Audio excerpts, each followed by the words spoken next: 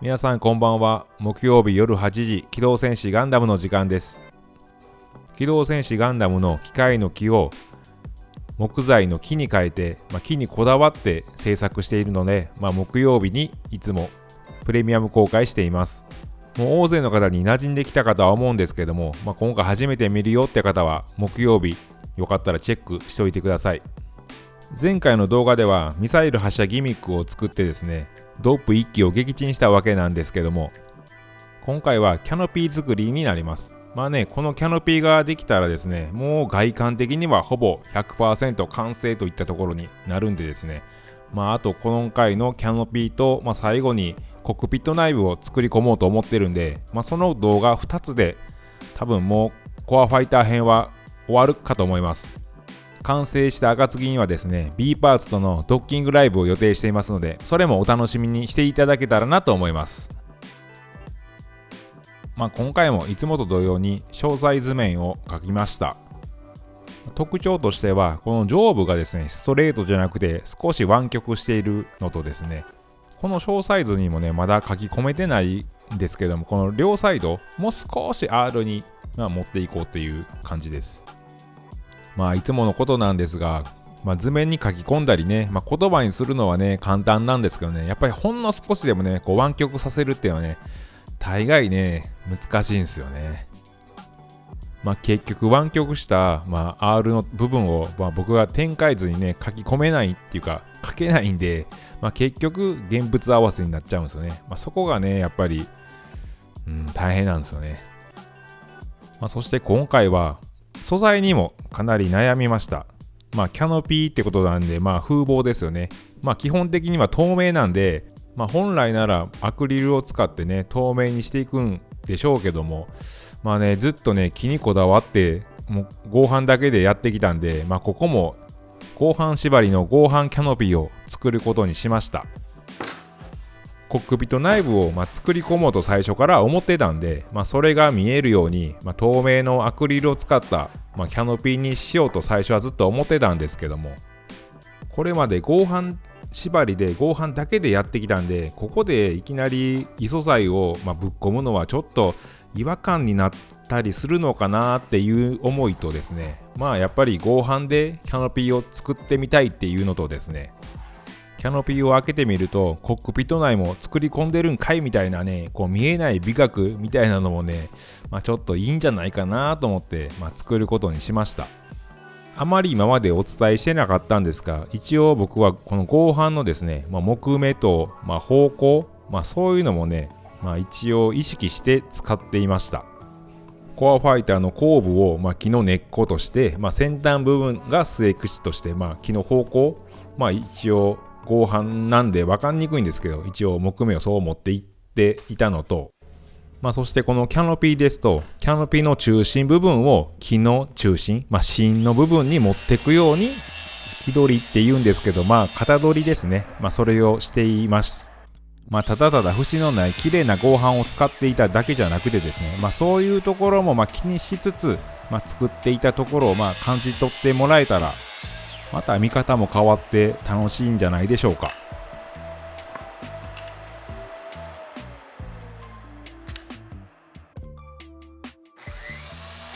キャノピーに厚みはいらないので、12mm の合板をですね、56mm に削りました。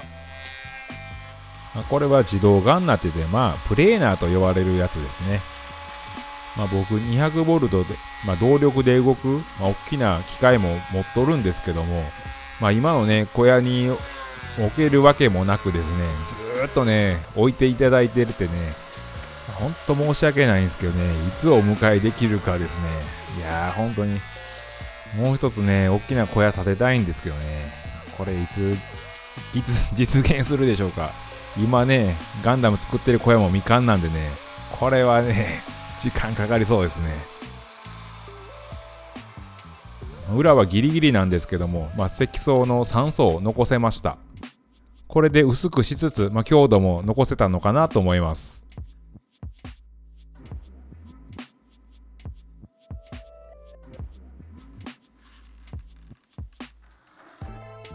あとは図面通りにカット線ですね、切り墨を入れていきます。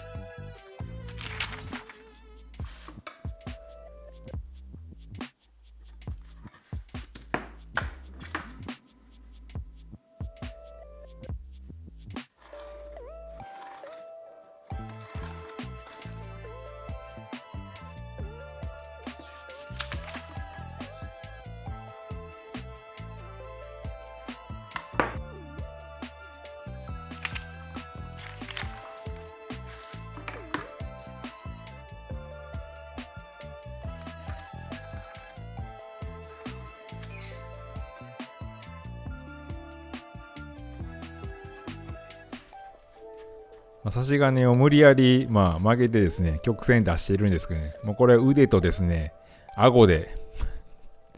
手がね、あと2本ぐらい欲しいですよね。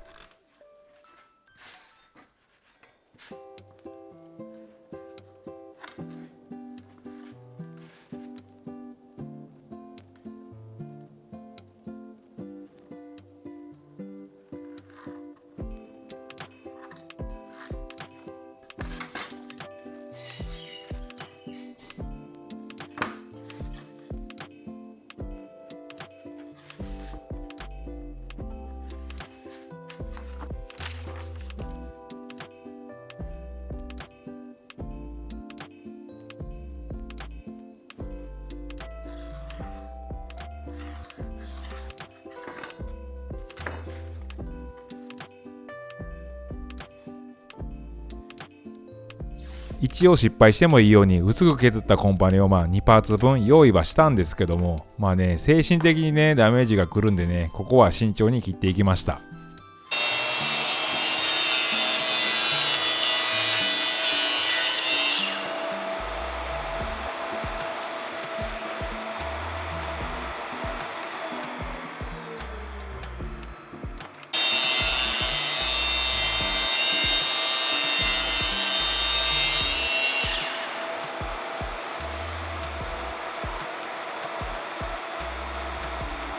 ちょっと丸ノコの音がおかしいですよね。やっぱりもう刃があんまり切れてない感じです。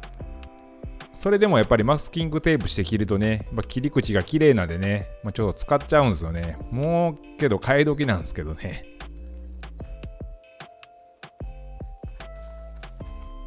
R の部分ですね、もうこう無理やり切っていきます。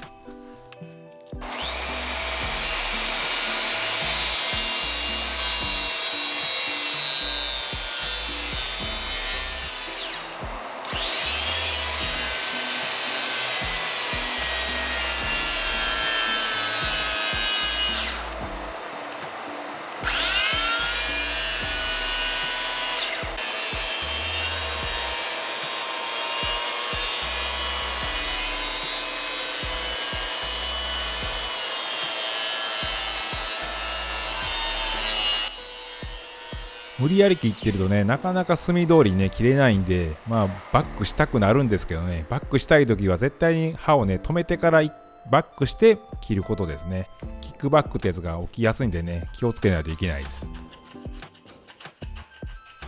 最後はカンナで整えていきました。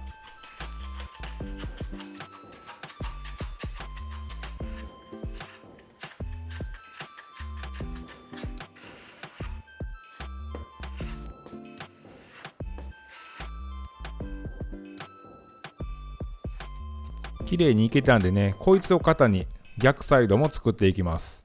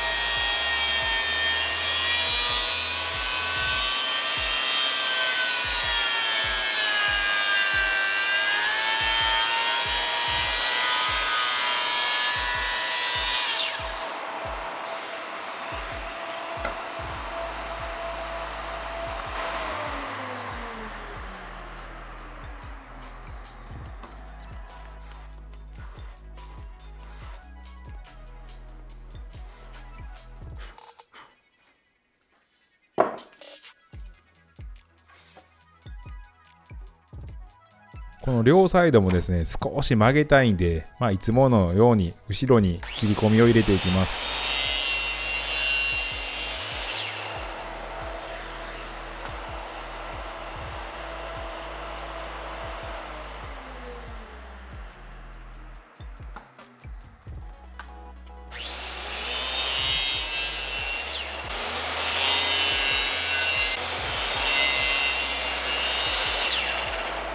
この切り込みの感覚はですね、フィーリングです。均等には揃えてはあるんですけども、まあ大体ですね。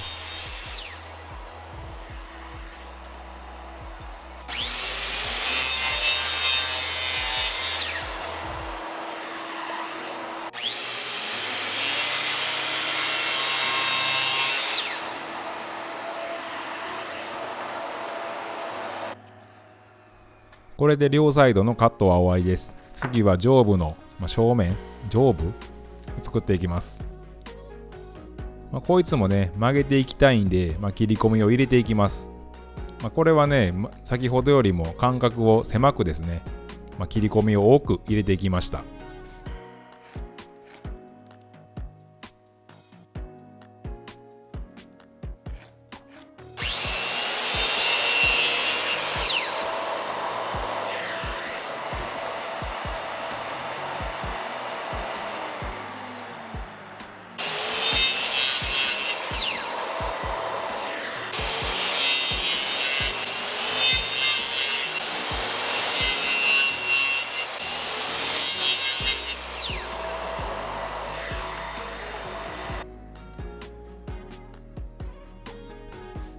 切り込みを入れたもんで、曲がるっちゃ曲がるんですけども、もうこのままね、ボンドで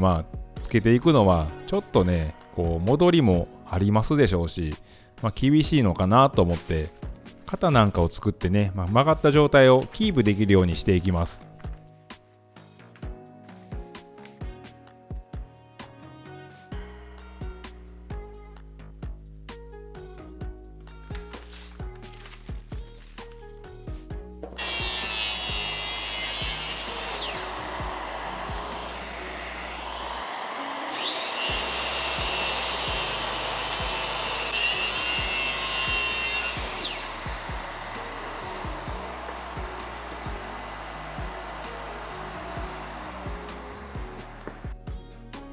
ここで初登場アイテムですね。ヒートガンです。大工仕事ではね、使うことはないでしょう。一応曲げるのにね、アイロンを今まで使ってたんですけども、こっちの方が楽なのかなと思って買っちゃいました。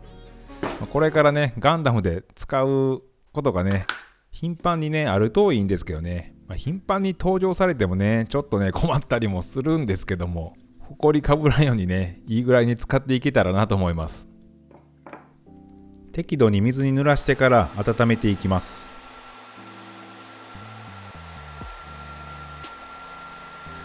一応熱の温度調整もできてですね、最大で500度だったかな、550度だったかな。結構ね、熱い熱がね、出てきますね。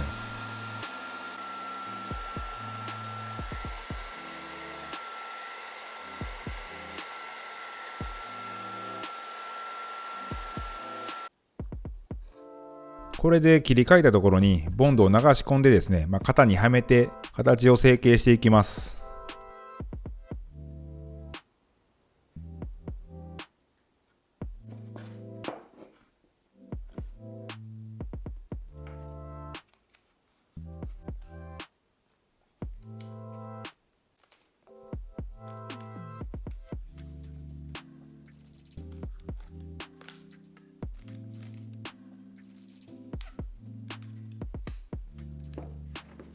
マスキングテープで固定していきます。今回もね、かなりの量を使用しました。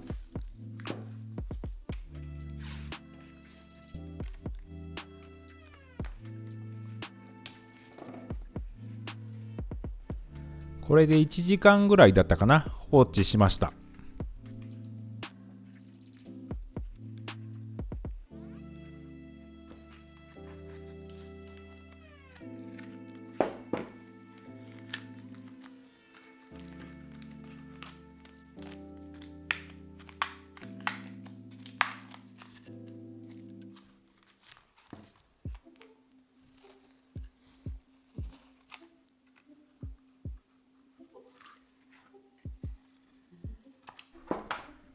少しね、肩から外すのはね、早かったかもしれないんですけども、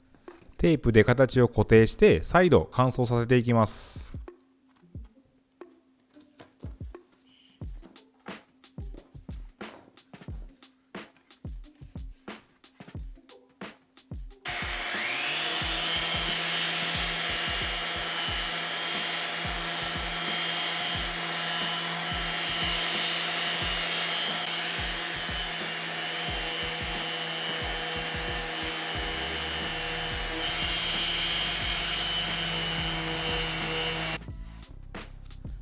これで両サイド組んでいきます。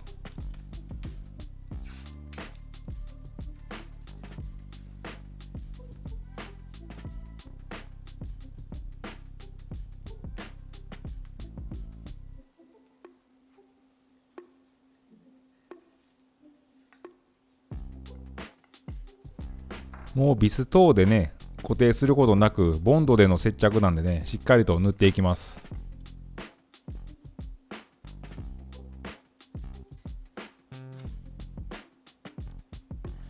やっぱりね曲線なんでねちょっと無理やりなんですけども、この角のね点と点を合わせるように接着していきます。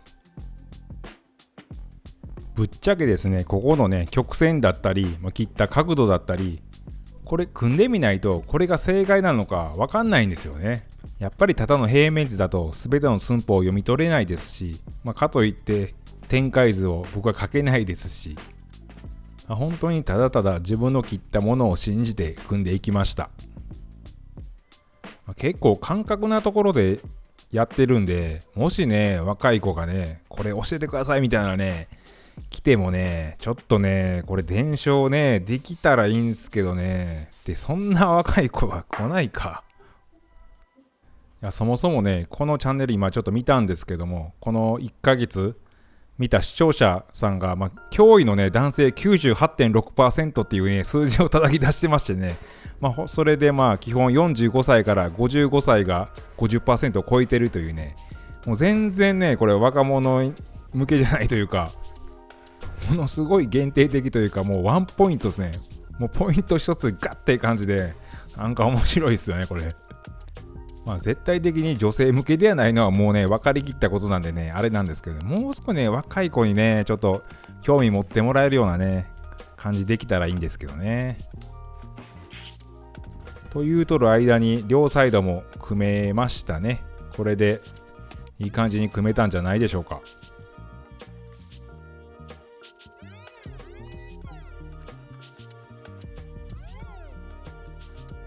ここの幅だけはですねしっかり寸法で出せているので合わせて固定していきます。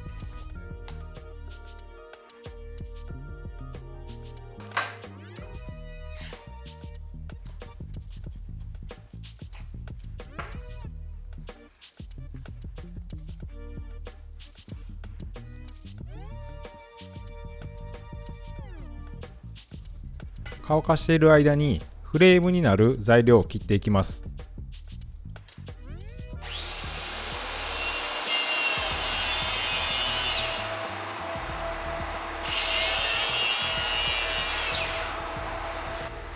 もう小さいパーツは今までに出たコッパだけで作れそうです。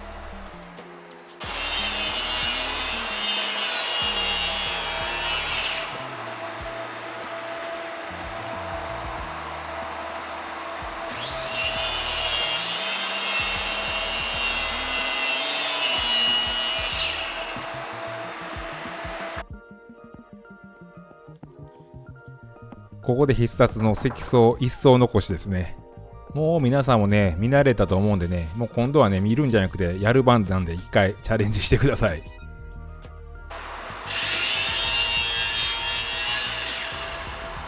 いつかねこの後半のね一層が欲しいっていう、薄くね切りたい時とかもねあるとは思うんで、あるかな、一回練習にやってみてください。というとる合間に乾いたと思うんで、マスキング剥がしていきます。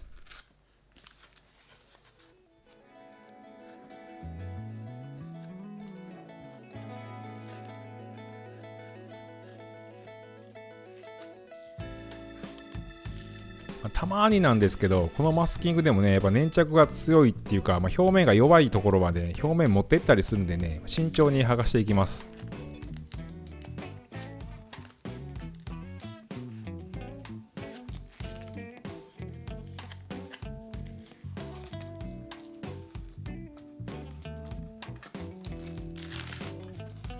どこもね隙間なく綺麗に組めたんじゃないでしょうか。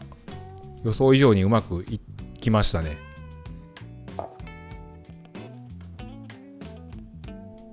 ここでですねやっと高さだったり、ねじれだったりを見てですね、しっかり微調整をしていきます。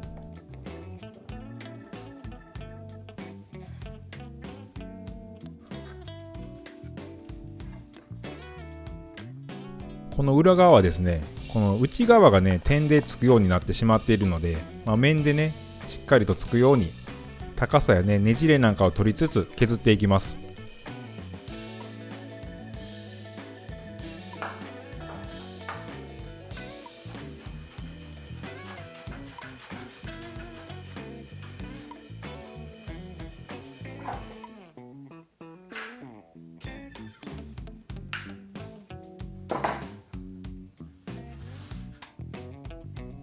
何もね慌てることなくゆっくり慎重に削っていきます。やっぱりねこういう作業は夜中ですよね。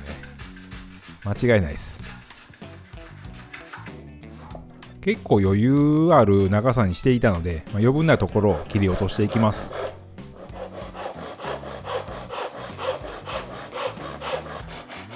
ちょっと切りにくいんですけども、刃が逃げてねいらないところを傷つけないように慎重に切っていきます。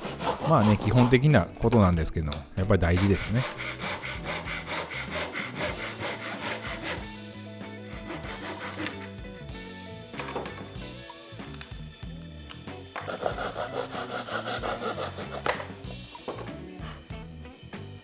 まだ側のフレームの飾りをつけてないですけども、形的にはね完成したので一度つけてみました。フレームはねまだとはいえ美しいフォルムしてますよね。ただあとは合えばいいんですけども、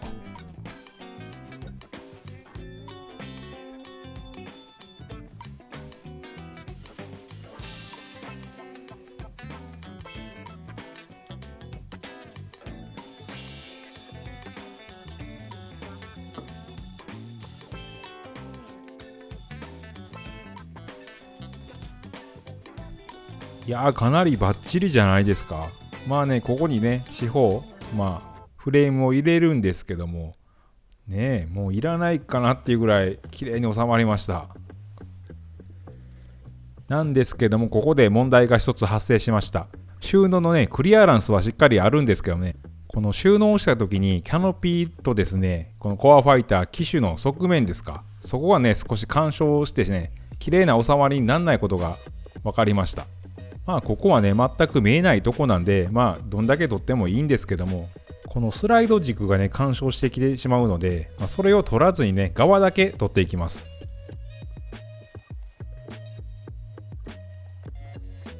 ちょっとね説明ちょっと分かりにくいですよね。このね映像を見てもらって理解してもらえたらと思います。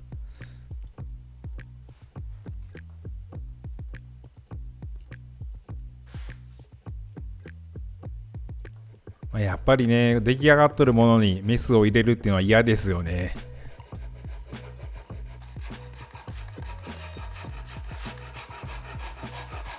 まだ急いで直さなきゃいけないっていうことじゃないんでねいいんですけどね、それでもやっぱりねこう直すって気持ち的にねやっぱ良くないというか、早くね終わらしたいじゃないですか。やもんでねこう焦ってね大怪我するんですよね。大怪我っていうか怪我っていうか大事故起こすんですよね。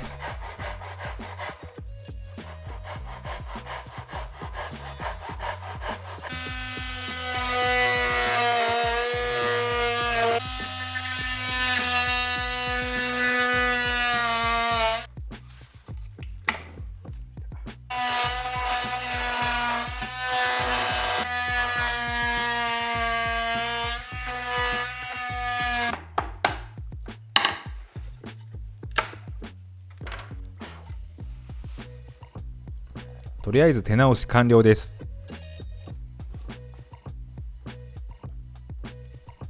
フレームを取り付ける下準備をしていきます。この R の角もね綺麗に収まったのでね、削るのがもったいない気もするんですけども、フレームを取り付けるために削って面を作っていきます。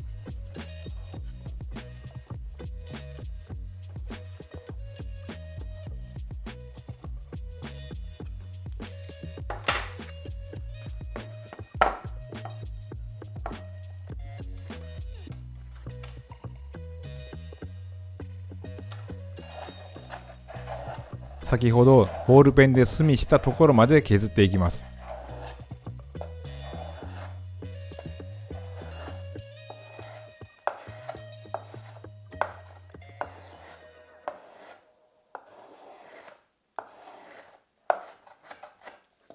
隅を取り切ったぐらいの面を作っていきました。大工の刻み仕事なんかだったりするとですね、この、鉛筆だったり墨で描いた線のね、真ん中を切れって言うんですよね。墨を残すんじゃなくて、墨を払うんじゃなくて、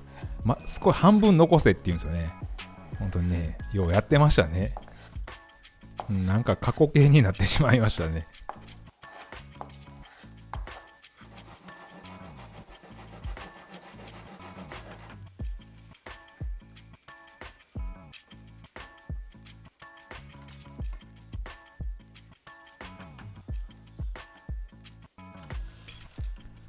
このキャノピーの前の部分、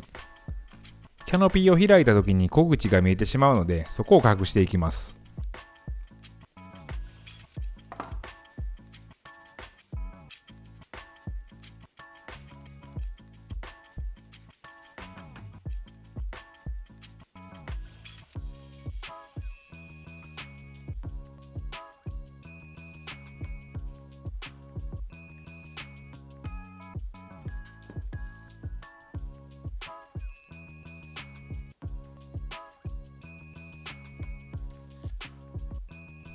綺麗に取り付けられました。次にやっとフレームを切っていきます。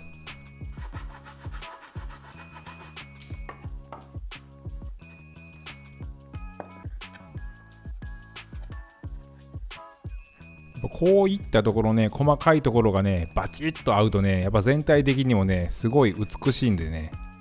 こういったところは妥協せず、手を抜かずやることですね。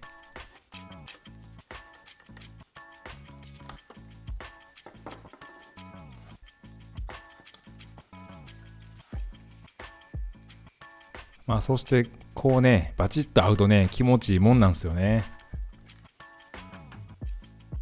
そして一番の難関ですね。上のこの R 部分のフレームですね。こいつはですね、R になっているんで、直線じゃないんですよね。こいつも湾曲した形にかたどって切り取って取り付けていきます。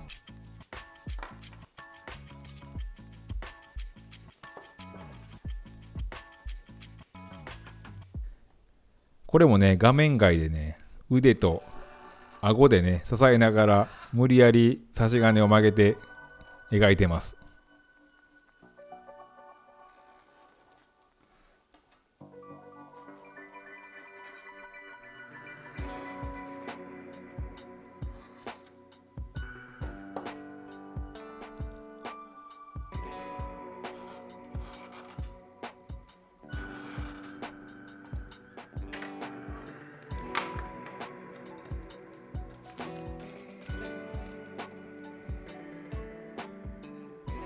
いい感じに描けたんじゃないでしょうか。こいつを切り取ってね、合わせていきます。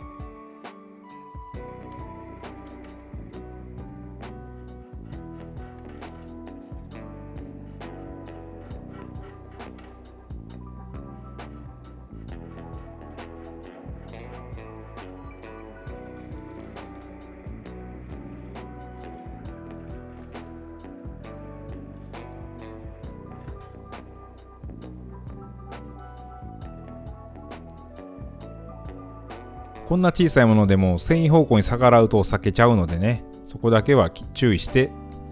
一番ね、このへこんどるね、中心点がね、逆になるところなんでね、繊維方向が難しいところです。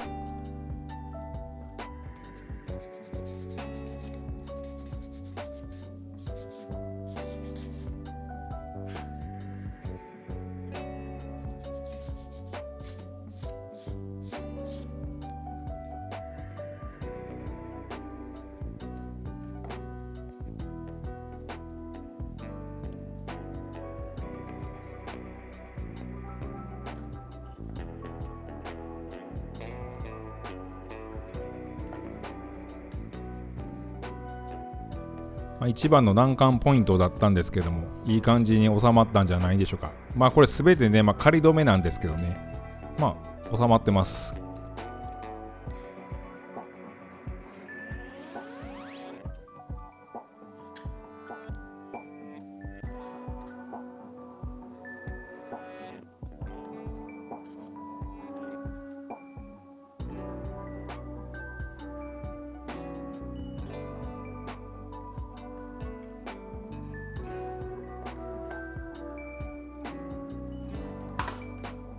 残りのフレームを作っていきます。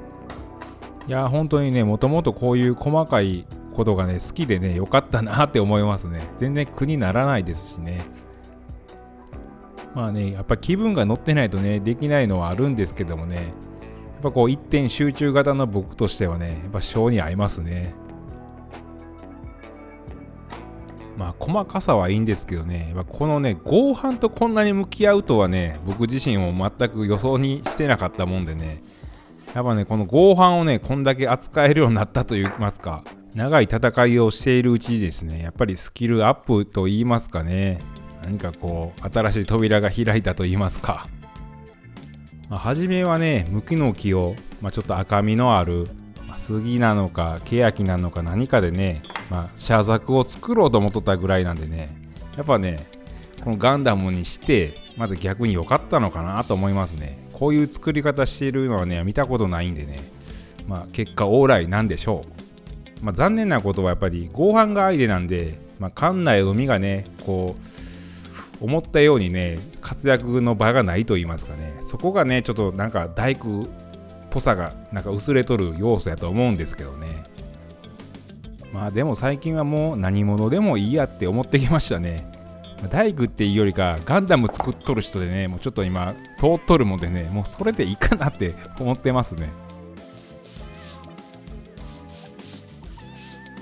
いらん話しとる間に仮組みが終わったんで、一回全部ばらしてですねサンディングしていきます。最初は180番から400番で、最後600番で仕上げました。しっかりボンドを塗って組み立てていきます。ボンドはいつものタイトボンドです。そういえばこの間ですね、インスタグラムのストーリーって言って24時間だけ表示されるものがあるんですけど、そこにですね、動画内で使った道具とか消耗品を、この会社、メンションして、紹介したんですよ。そしたらね、このタイトボンドアメリカなのかな、どこなのかちょっと分かんないんですけどもね、フォローは来なかったんですけど、いいねだけ来たんでね、ちょっとね一つきっかけがこれできたんじゃないかなと思ってます。いつかねもらいたいですね。あとドリルスタンドだったりクランプだったりは、もういただいているので、フォローもしていただいてて、いいねとかもくれましてですね、あと 3M とねマキタとかは完全に古虫でしたね。いやーやっぱ強いですね。このコアファイターが完成したらですね、やっぱりバンダイさんに一本筋を通してですね、それからちょっとねいろんなところに、アクションしていけたらなと思ってます。そういった動向もね皆さん見届けていただけたらなと思います。余談が過ぎちゃいましたね。一番肝のフレームを一本取り付けてしまいました。反対側もね同様に取り付けていきます。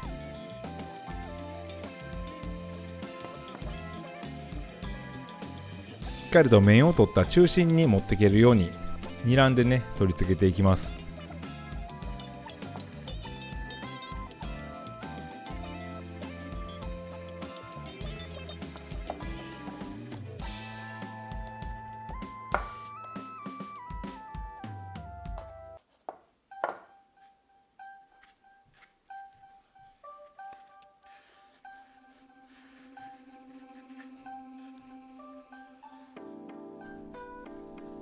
いいんじゃないでしょうか。湾曲したものが綺麗に取り付きました。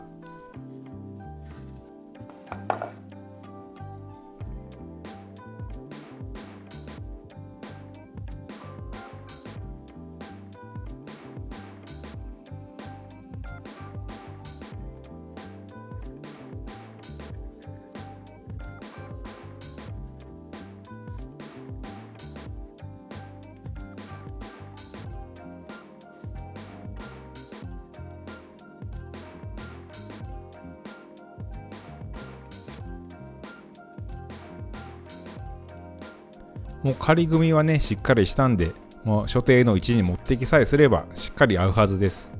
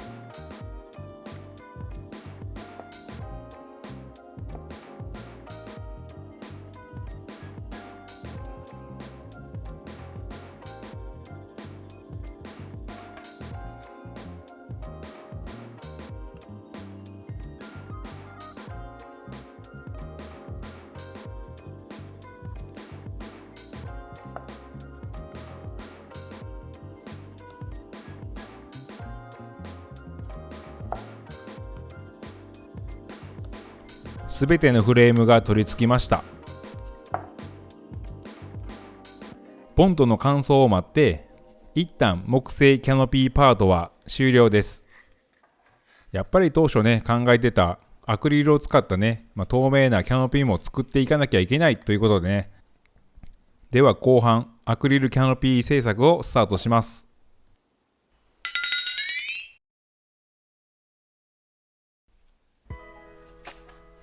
アクリルを使ったキャノピー作りってことなんで、もう異素材を使うんで、このキャノピーのフレームももう合板縛りじゃなくてもいいじゃないかなと思って、一回はね、ヒノキの角材を手に持ったんですけどね、やっぱりね、ここも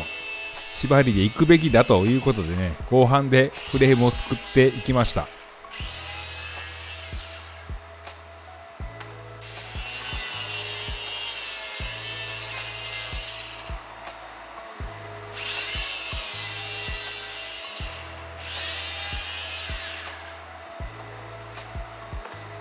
3種類の幅のものを作りました。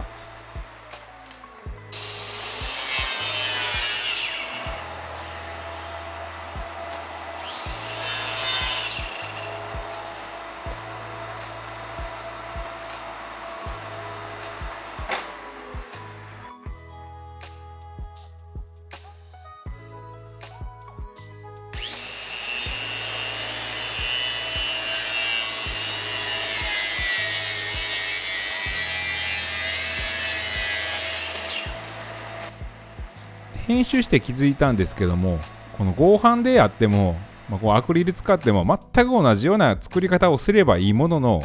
なぜかね、この時はね、こうアクリルで作るんやったらしっかりとフレームはね、角紋でしなきゃいけないっていう、なんかね、そういう頭でしかなくてですね、また違うね、本当にしっかりとフレームを組んで、その中にアクリルをはめるみたいなね、作り方で作ってましたね。なぜこの時全く一緒のように、薄いものを貼り合わせてね、フレームのように見立てたらいいかなっていう思いがなかったのかなっていう、なんでなのかな。今ちょっとね、不思議に見ながら編集してます。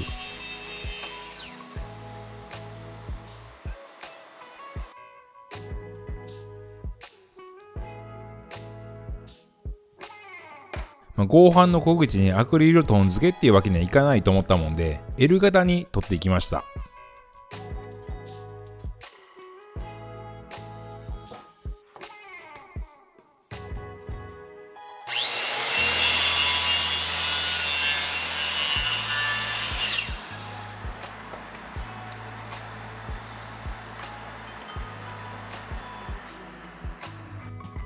アクリルの厚み分取った感じですね。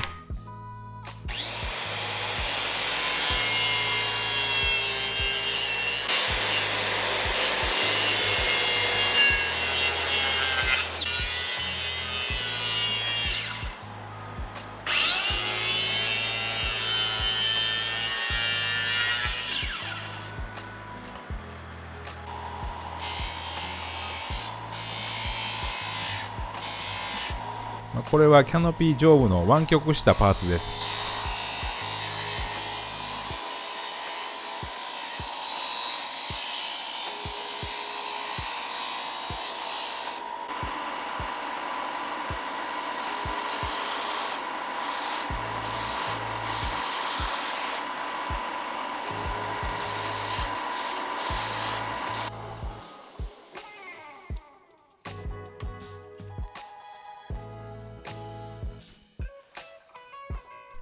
主役の材料アクリルです。3mm を使いました。一応ね 5mm と悩んだんですけども、そんな厚みは必要ないのかなと思って、3mm をセレクトしました。本当はですね、仲間の大工さんにですね、もうポリカの余ったものをね、5mm のもらってたんですけどね、本当はそれを使う予定だったんですけどね、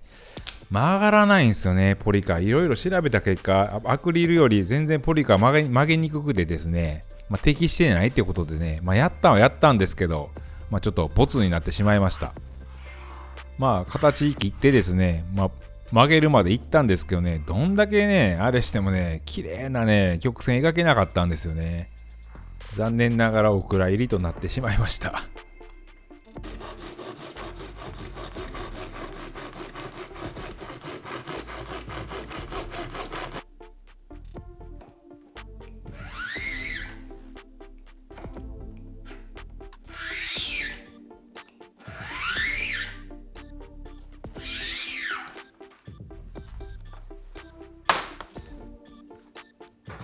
アクリルカッターを使えば簡単に切れました。そうなんですけどね、このキャノピーのサイドですか、両サイドはですね、上部がやっぱりこう R なってるんで、ここをちょっとね、うまいこと切るのはちょっと僕は無理かなと思ったので、もういつものごとくノコで切っちゃいました。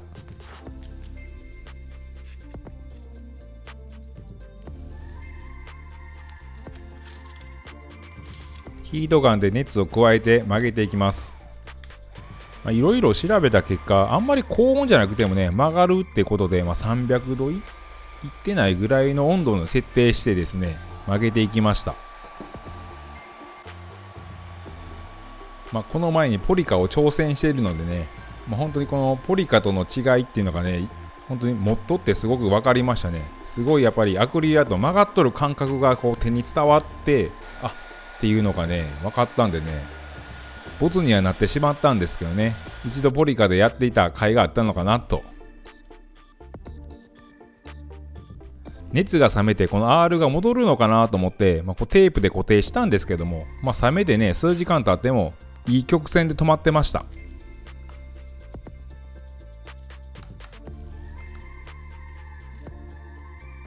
あれ、もうフレーム出来上がってると思われたかもしれないんですけども、ここ木曜日にですね、ゲリラライブとしてやってました。四苦八苦しながら組んでるところを見ていただけたんじゃないでしょうか。まだ見逃した方やね、気になる方はアーカイブ残ってますので、よかったらぜひ見てください。生の僕が見れます。本当に細い合板でフレームを組んだんですけども、最初にね、合板キャノピーを作っといたもんで、それを見本にしてなんとか組めたなっていう感じでした。ステの合板にキャノピーの幅を書き込んで、そして前後に高さと角度のガイドになるような板を取り付けてですね、それに沿って組んでいけば、この木のキャノピーと全く同じ大きさ、角度、長さである、同じものを作れるようにっていう形で作っていきました。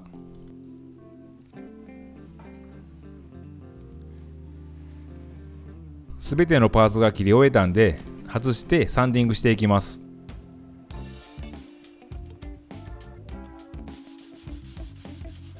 いつもは400番で仕上げてたんですけど、最近600番っていうのを手に入れて、600番で最終仕上げにしてます。違いはあるんでしょう。今回木とアクリルの接着なんで、新しいものを使ってみました。強度もしっかりあって、こう乾いても白く濁らない、あれは焼けるのかな、そうならない接着剤を選びました。ちょっとね、口が大きくてね、直接は塗りにくかったんでね、口が細いね、瞬間接着剤型みたいなのがあればね、よかったんですけども、ちょっとシリコンっぽくで弾力のあるもので、けど強度はね、しっかりしてよかったです。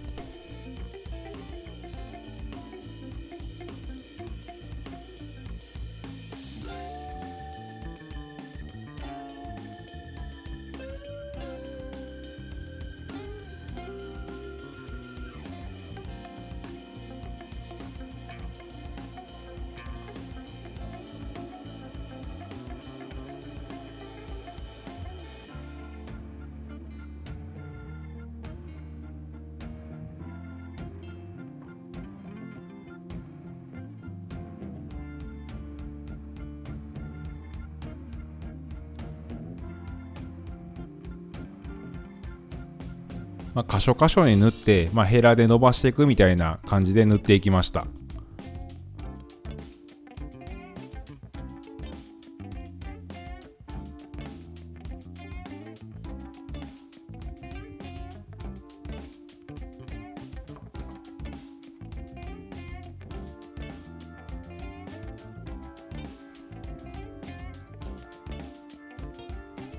この手のものってもう絶対ついてほしくないところにボンとついちゃいますよね。もうね、ベトベトになりながらね、組んでいきました。苦手なんですよね、こういうの。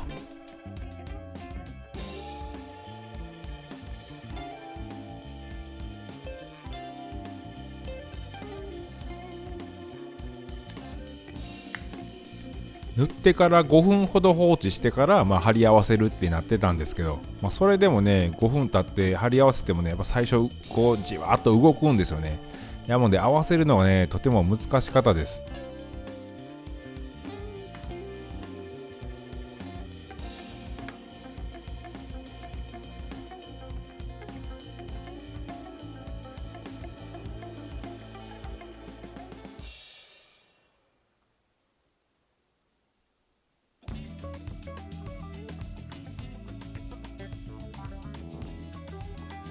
両サイド組み上がりました。このねアクリルもねほんの少しね R にしているんでね、やっぱり組むの大変でしたね。両サイドをつなぐ前のフレームから取り付けていきました。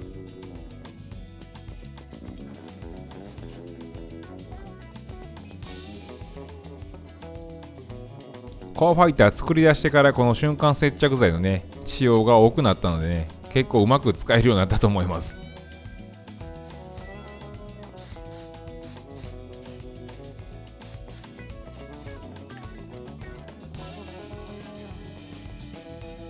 アクリルにボンドを塗っていきます。他にねこのボンドがつかないようにマスキングしたんですけどね、いろんなところについちゃってましたね。っていうか初めてマスキングテープの本当の使い方をしたんじゃないでしょうか。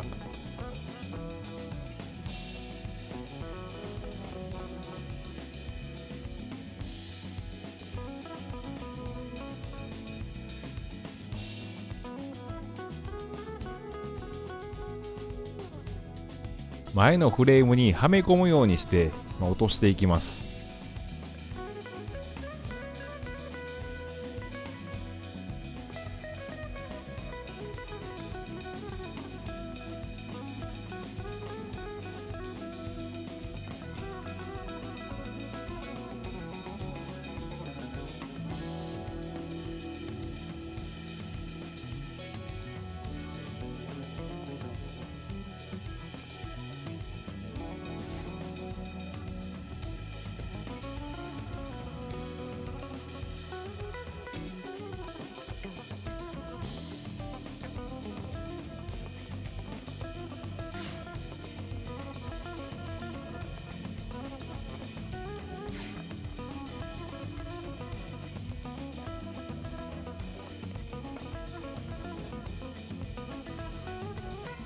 上のフレームをつなぎ合わせていきます。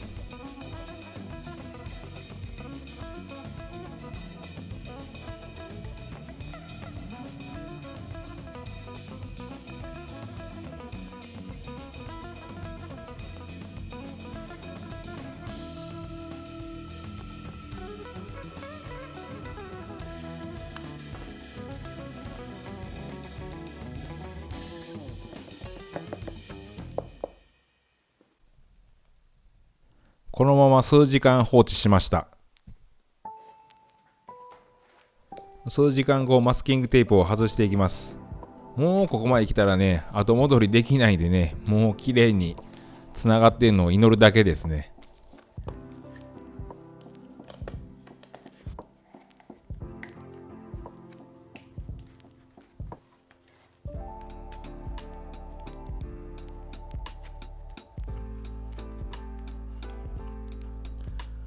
ここまでは完璧なんじゃないでしょうか。最後にねこの R のところをね、薄いものを貼り付けていきます。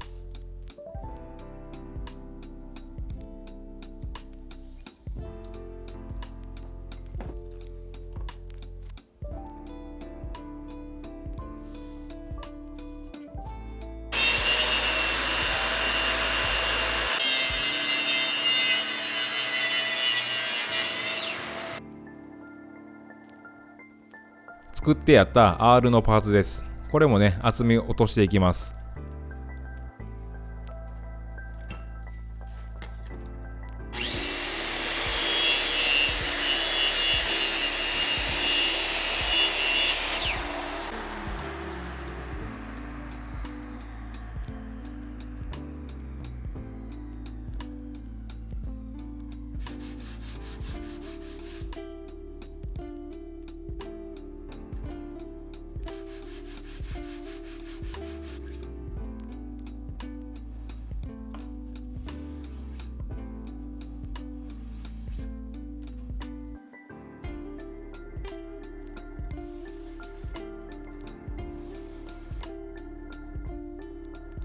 ボンドがはみ出るとね、いろいろ大変なんで薄塗りしました。慎重に貼り合わせていきます。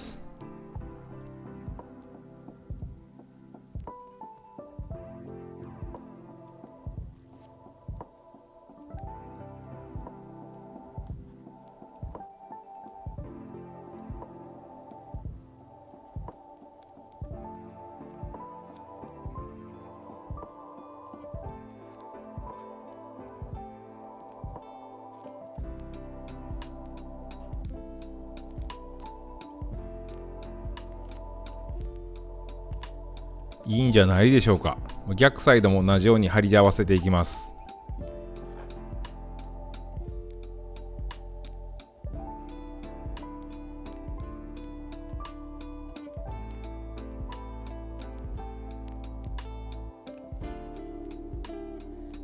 サイズも角度もぴったりですね。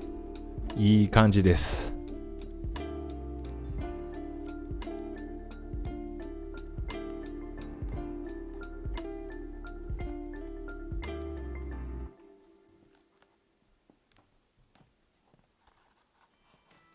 残り上部を貼り合わせて完成ですね。あと少しです。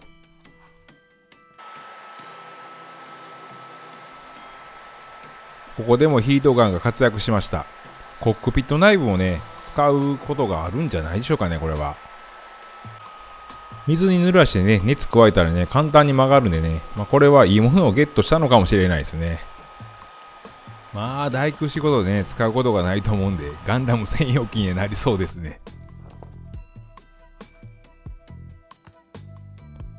数時間経ったので剥がしていきます。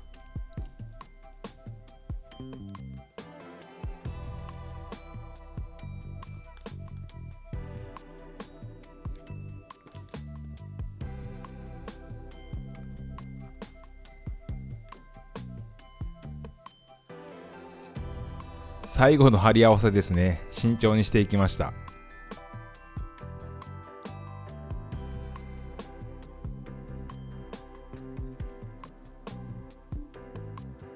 多分言わなきゃ分かんないと思うんですけど、先ほど貼った湾曲したものと今貼っているものとは幅が違うんですね。こうして貼り合わせた時に上から見ても横から見ても同じ幅のフレームに見えるようにしました。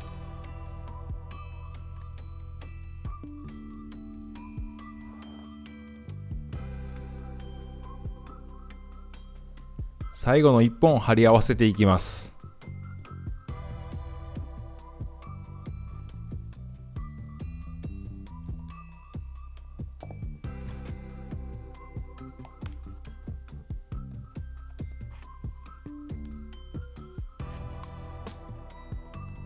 いい感じに貼り合わせできました。思い描いたフレームになったんじゃないかなと思います。ここで忘れちゃいけない正面のね、小口隠しをしていきます。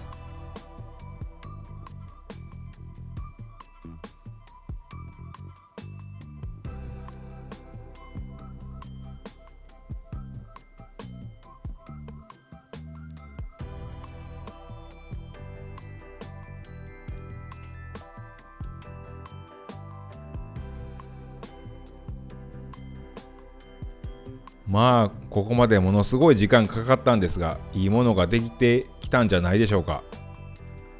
これでね、最初に作った木製のキャノピーと、こいつを、面を取ったりね、微調整して終わりです。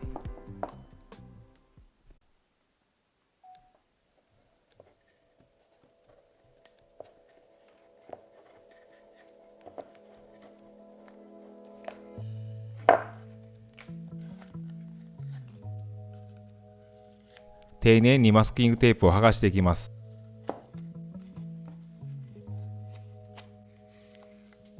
数分間アクリルキャノピーの制作を見てきたんですけども、やっぱりこうしてみるとね、木のキャノピーもかっこいいですよね。いやー、どっちがいいんかな、悩みますね。余分な部分をカットして、ちょっとね、気になるところをサンディングし直して、最後にね、面を取って木製キャノピーは完成です。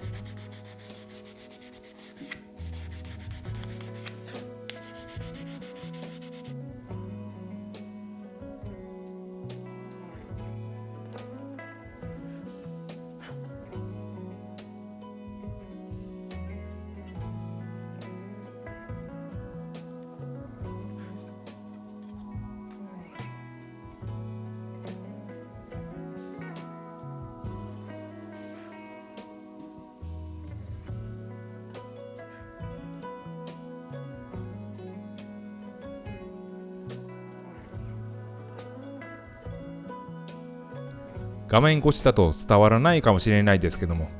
この面一本にしてもね、このね幅がねやっぱしっかりと均一した面を取ってやるとね、やっぱ美しいですよね。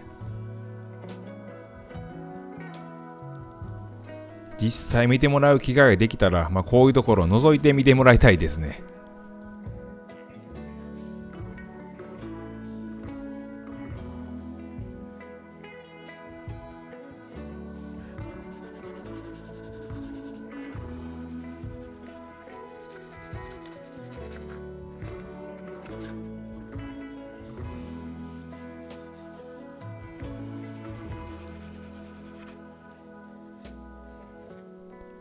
木製キャノピー、これで完成ですね。いやー、これ綺麗なものができたんじゃないでしょうか。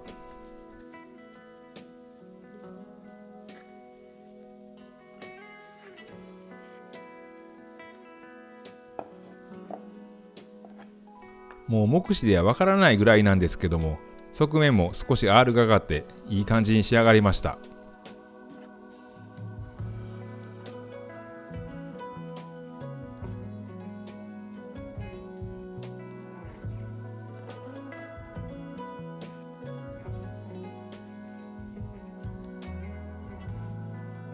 正面から見ると合板で作ったかとは思えないような仕上がりになったんじゃないかなと思います。もうこいつだけで良かったかのような仕上がりになって、大満足ですね。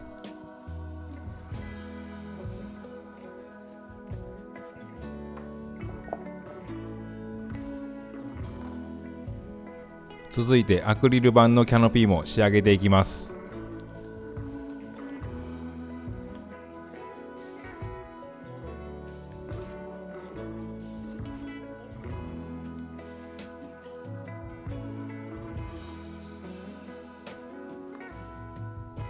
こちらも同様に面を取っていきました。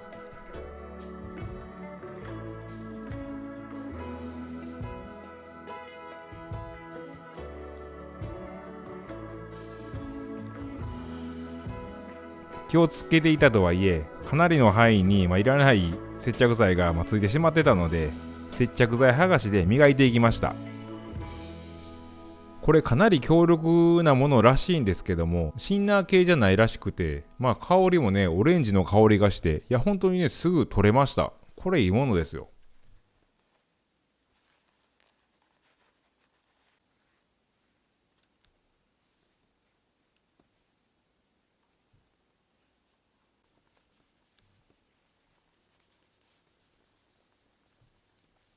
これにて今回の制作動画全工程終了です。最後にねこの2つを取り付けたところを見て終わりにします。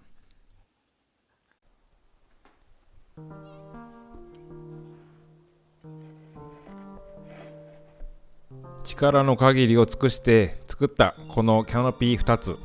どうでしょうか。形はね一緒なんですけども、やっぱこうしてね素材が違うとやっぱもう違いますよね。別物ですね。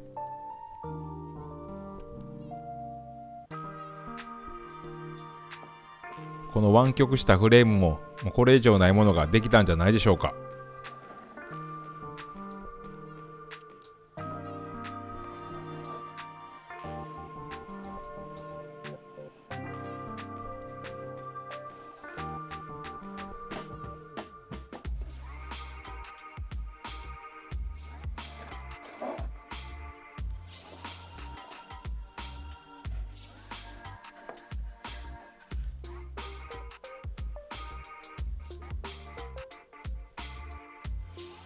この完全木製キャノピーも申し分ない仕上がりになったと思います。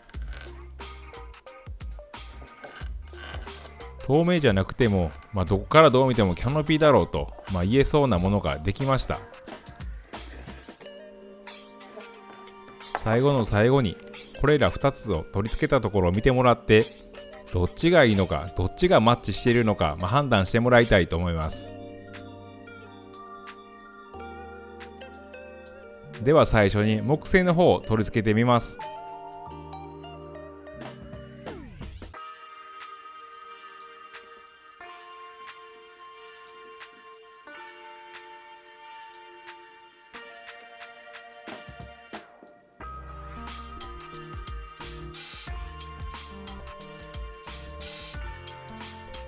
どうでしょうか。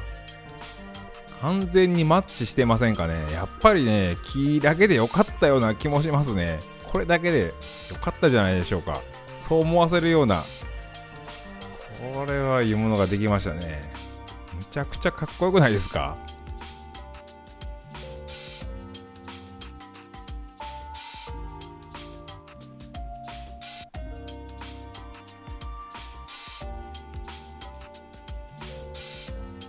もうクリアランスもね、ほぼほぼない完璧な仕上がりになったんじゃないでしょうか。いやー、これ外部からね、コックピット内部見れなくてもね、もう十分すぎるぐらいかっこよくないですかね。キャノピーがついたことによってまた一つ引き締まりましたね。これでもうね、外見はもう 100% 完成と言えます。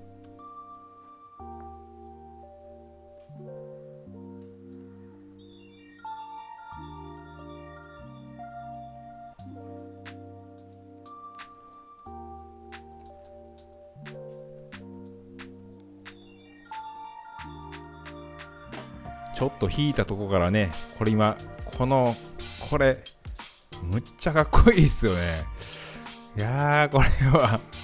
本当に。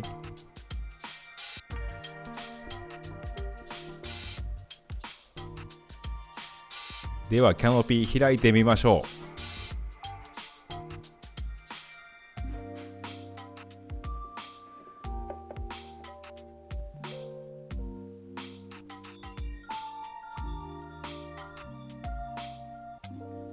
いやー、収まり完璧ですよね。これ、もう、言葉にできないですね。完璧ですよ。この角度。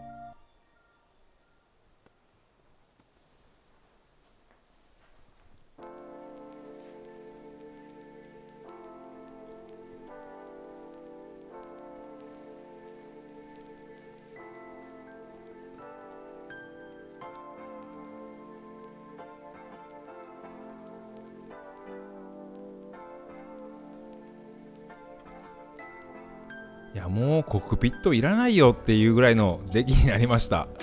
これ、もう本当に大満足しちゃってます。ダメですよね。ここで満足しちゃうね。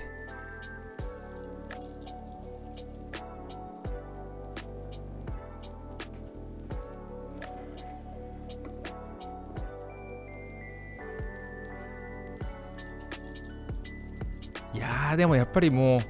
コックピット見えなくてももういいっすよね、これ。これ、正面からのベストアングルじゃないですかね。これ、かっこいいよ。さあ、木製キャノピー、目に焼き付けましたでしょうか。続いて、アクリルキャノピー取り付けます。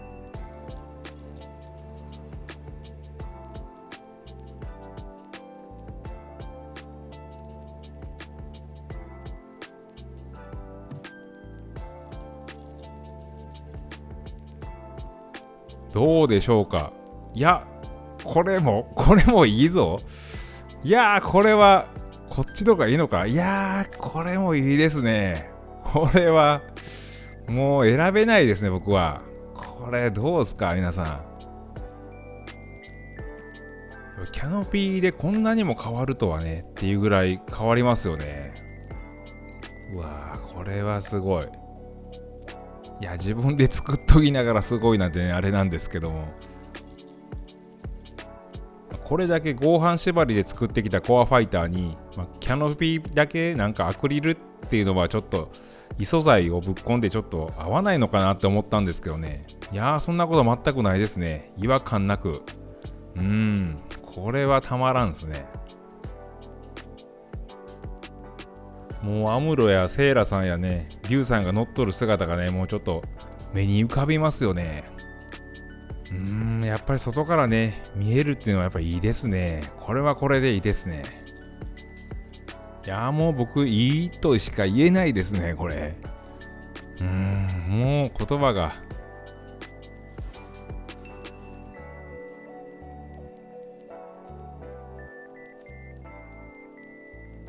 ではこちらもキャノピー開けてみましょう。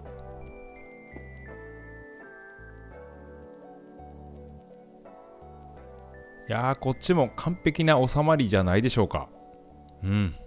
思い描いてたこの形になりました。